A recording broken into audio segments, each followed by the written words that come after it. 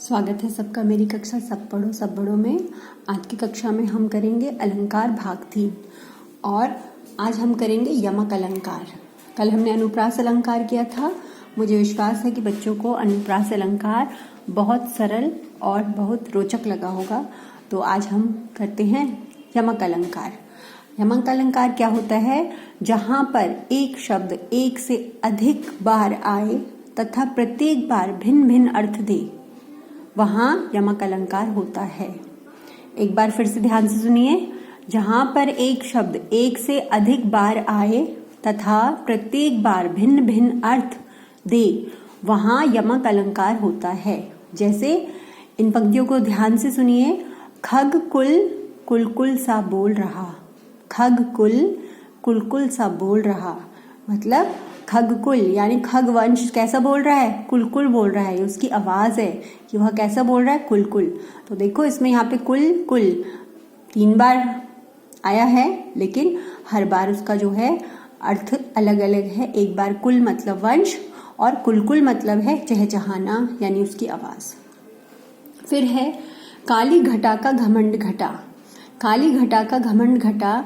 यहाँ पर आप देखिए जो घटा है ये वाली, यहाँ पर ये घटा और ये घटा, इन दोनों का मतलब दोनों बार जो है अलग अलग है। शब्द आया है लेकिन उसका मतलब अलग अलग है।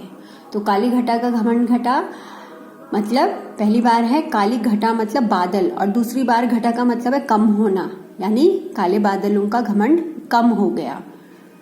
तो ये यमक अलंकार का एक बहुत सुंदर उदाहरण है।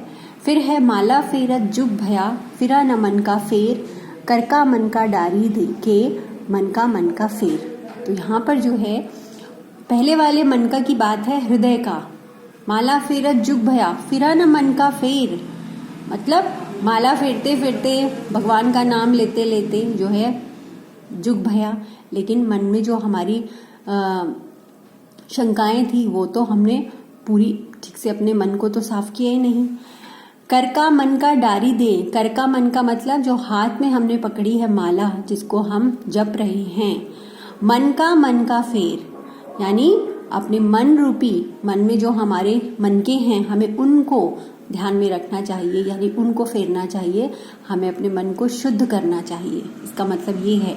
तो यहाँ पर मन का, पहले मन का मतलब हृदय का और दूसरा मन का है माला के मोती या माला के दाने, ये मतलब है। तो यमक अलंकार बहुत पंक्ति को बहुत सुंदर बना देता है और जो उसका अर्थ होता है वो बहुत प्रभावशाली हो जाता है। इसके कुछ और उदाहरण है। पहला ये वाले हैं, चौथा जेते तुम तारे तेते नभ में न तारे हैं।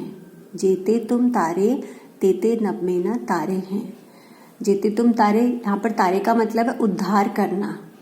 तारे, दूसरे तारे का मतलब है आकाश में चमकने वाले तारे।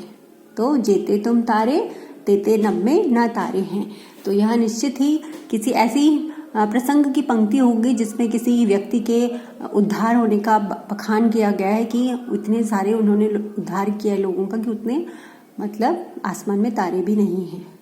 फिर है 3 बेर खाती थी वे 3 बेर खाती थी। अब देखिए 3 बेर खाती थी वे 3 बेर खाती थी मतलब बेर का मतलब है, यह उदाहरण मैंने पहले वीडियो में भी दिया है अपना। बेर मतलब है 3 बार और यहाँ पर बेर है एक फल, तो यानी 3 बेर खाती थी वे 3 बेर खाती थी। यहाँ मतलब वह 3 बेर खाती थी वे 3 बेर खाती थी। 3 बार खाती थी और 3 बेर खाती थी। फिर है सजना है मुझे सजना के लिए। तो यहाँ पर सजना जो है प्रियतम के लिए जो श्रृंगार किया जाता है वो है, और सजना प्रिया। तो दोनों सजना सजना का मतलब अलग है। फिर है कहे कबीर बेनी बेनी बयाल की चुराई लीनी। कहे कबीर बेनी बेनी बयाल की चुराई लेनी। यहाँ पर पहले वाला बेनी जो है वो कवि के नाम के रूप में आया है और दूसरा बेनी मतलब वेणी। कहे कवि बेनी बेनी बयाल की चुराई लेनी। फिर है हार के लिए हार गई।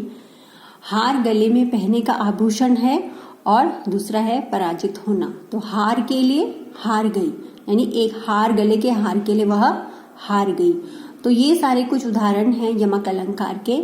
तो आप इनको याद रखिए और मुझे पूरा विश्वास है कि आपको ये यमक अलंकार समझ भी आए होंगे और जब भी ये कविताओं में आएंगे तो आप ज़रूर इनको पहचानेंगे और अपनी परीक्षाओं में इसका सही उत्तर लिखेंगे। तो मिलते हैं अगली कक्षा में। सब पढ़ो सब बढ़ो।